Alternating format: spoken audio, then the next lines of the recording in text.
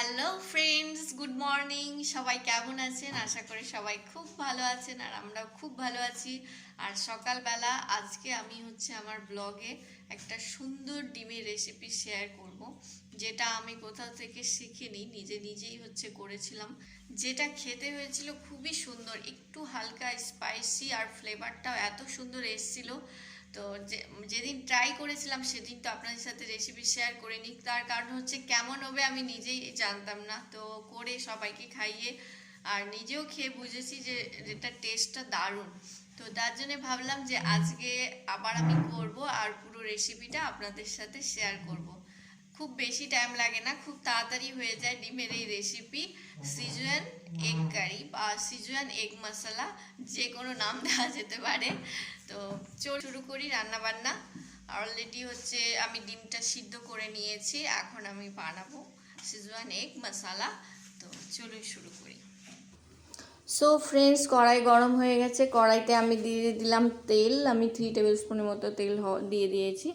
তো আঁচটা খুব বেশি না, আঁচটা একটু কমিয়ে দিলাম। আর দিয়ে দিলাম জিরা ফোড়ন দিয়ে এখন আমি দিয়ে দিচ্ছি পেঁয়াজ কুচি। পেঁয়াজটাকে আমি একটা বড় সাইজের পেঁয়াজকে চপড করে নিয়েছি। তো এখন পেঁয়াজ কুচিটাকে আমি ভালো করে ভাজবো হালকা আছে, যেন হালকা একটু সফট হয়ে যায় ধীরে ধীরে। তো সেই জন্য আমি এখন পেঁয়াজটাকে ভাজছি। আর ডিমগুলো আমি 4টে ডিম সিদ্ধ করেছি। আর এই যে রসুন বাটা দিয়ে দিলাম। রসুন আর পেঁয়াজটাকে আমি আরেকটু ভাজবো। আর ডিমগুলো এখানে আমি ভাজবো না, এমনি ব্যবহার করব। তো এই যে এখন পেঁয়াজ আর রসুন ভাজা হয়ে গেছে, আমি দিয়ে দিলাম হলুদ গুঁড়ো, মানে বাকি মশলাগুলো দিব। আদা বাটা, নর্মাল যে মশলা, জিরা বাটা, ধনে গুঁড়ো, তারপরে এটাতে একটু লঙ্কার গুঁড়ো ইউজ করব, বেশি করব না, তার কারণ সিজুয়ান সসটা স্পাইসি। তো সিজুয়ান সসের ফ্লেভারটাই এই সিজুয়ান মশলাতে থাকবে। আর একটু এই যে কাশ্মীরি চিলি পাউডার দিয়ে দিলাম। দিয়ে এখন হালকা একটু জল দিয়ে দেবো, যাতে মশলাটা ভালো করে কষে যায়। আমরা সবাই জানি যে মশলাতে জল দিয়ে কষলে কষানোটা খুব সুন্দর হয়। তো সেই জন্যে জল দিয়ে এখন আমি জাস্ট একটু ভালো করে নেড়ে নিয়ে একটু 1-2 মিনিটের জন্য একটু ঢেকে দেবো, যাতে মশলাটা থেকে তেল ছেড়ে দেয় ভালোভাবে। দেখুন অলরেডি কি সুন্দর তেল ছেড়ে দিয়েছে, আর বেশ সুন্দর মশলাটা কষানো হয়ে গেছে। আর এই মশলা, মানে যেটা বানাচ্ছি সিজওয়ান এগ মশলা, এটার কালারটা একদম লাল, দেখতে বেশ সুন্দর লাগে। আর এই যে সিজওয়ান সস আমি যে বানিয়ে রাখি কৌটোতে ভরে, এটার তো রেসিপি আমি আপনাদের সাথে আগেই শেয়ার করেছি। তো 1 টেবিল স্পুনের মতো আমি দিয়ে দিলাম সেজওয়ান সস, আর দিয়ে দিলাম 1/2 টেবিল স্পুনের মতো টমেটো কেচাপ। তো দিয়ে পরিমাণ মতো লবণ দিয়ে আমি এটাকে জাস্ট আরেকটু নাড়াবো। তো এই সিজওয়ান সসটা নিজের পছন্দ অনুযায়ী, যেমন স্পাইসি খেতে ভালোবাসা যায় তেমনই ব্যবহার করা যায়। 1 টেবিল স্পুনের জায়গায় 2 টেবিল স্পুনও ব্যবহার করা যেতে পারে। তো আমি 1 টেবিল স্পুনই করেছি। আর সেজওয়ান সস আমারও ভালো লাগে, তবে আমার মেয়েরাও আছে, ওরাও তো এগ খাবে, যদিও এই গ্রেভিটা ওরা খেতে পারবে না, কারণ এটা একটু তো স্পাইসি হয়। আর এই যে মশলা কষানো হয়ে গেছে, আর আমি এখানে পরিমাণ মতো একটু জল দিয়ে দিলাম, কারণ এটা তো খুব ঝোল হবে না। আর এটা ঝোলটা বেশ ফুটে গেছে। আর এই যে বললাম, ডিমটা আমি কিন্তু ভাজিনি, জাস্ট কেটে নিয়েছি। তো এখন আমি ডিমটা এর মধ্যে দিয়ে আমি এটাকে এখন আবার 2 মিনিটের জন্য সুন্দর করে ঢেকে দেব। আর আঁচটা হালকাই থাকবে। আর 2টো কাঁচা লঙ্কা দিয়ে দিলাম, আর একটু ঢেকে দিলাম। এখন 2 মিনিট হয়ে গেছে।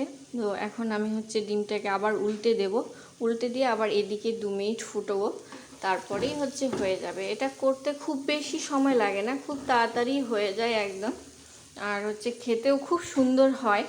এর আগের দিন আমি বানিয়েছিলাম নিজের আইডিয়াতে, কিন্তু এত ভালো হবে তা আমি বুঝতে পারিনি। যে ফুটে গেছে।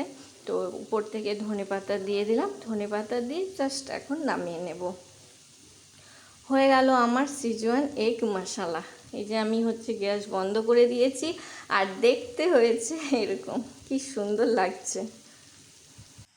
সো ফ্রেন্ডস, রান্না বান্না হয়ে গেছে, বেশি কিছু করিনি, এটার তো রেসিপি শেয়ার করলাম, নামিয়ে নিয়েছি। তো আপনাদেরকে দেখাচ্ছি।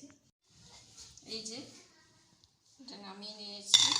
আর হচ্ছে এটা যেহেতু স্পাইসি হয় তো আমার মেয়েরা খেতে পারবে না, তো তার জন্য এখানে মেয়েদের জন্য একটু ডাল করেছি।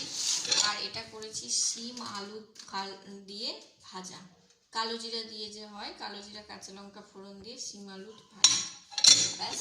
আর এখানে ভাত হয়ে গেছে।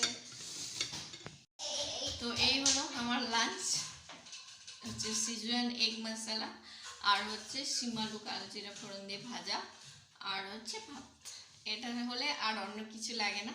আপনারা এই রেসিপিটা একবার ট্রাই করে দেখবেন, তাহলে বুঝতে পারবেন এটা খেতে কতটা ভালো হয়। আর যারা একটু স্পাইসি ভালোবাসে তাদের জন্য তো আরও হচ্ছে খুবই ভালো, তবে যারা স্পাইসি ভালোবাসে না তাদের জন্য একটু কম দিলেই হবে, হচ্ছে ঝালটা স্পাইসিটা একটু কম দিলে হলো। আমি যেমন খুব স্পাইসি যে করেছি তা কিন্তু না, আমরাও যে খুব স্পাইসি খেতে পারি এরকম না, তো হালকা করে করেছি, তবে একটু ঝালটা হয়, তাহলে কি হয়, ভালো লাগে খেতে। তো এই ছিল আজকে আমার ব্লগ। আর যে ব্লগটা এই রেসিপি দিয়ে আমি রেসিপি শেয়ার করেই হচ্ছে শেষ করছি। সবাই খুব খুব খুব ভালো থাকবেন, সুস্থ থাকবেন, বাবা।